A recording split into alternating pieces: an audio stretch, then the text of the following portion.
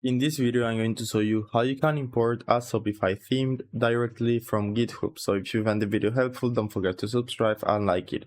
So firstly, you will need to have your Shopify store ready. If you don't have it yet, I will leave a link in the description below that will get you any subscription for just €1 per month for 3 months. So as you can see, in my case, I have chosen the most expensive one, which is normally almost €400 per month. But with this special link I will leave in the description below, you can get it for just €1 per month for the next 3 months, and you even get a free trial for 3 days, so you don't need to pay a cent. So after you have done that and chosen your plan, you need to go to the dashboard, then go to online store, then go to themes, and you will see the option to import a theme.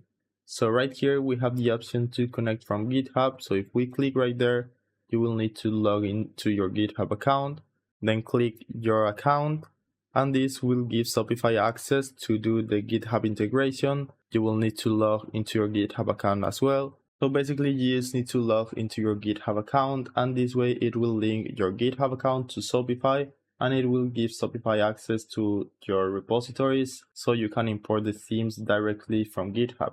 So that's it. That's the process you need to follow. I hope it was helpful, and thanks for watching.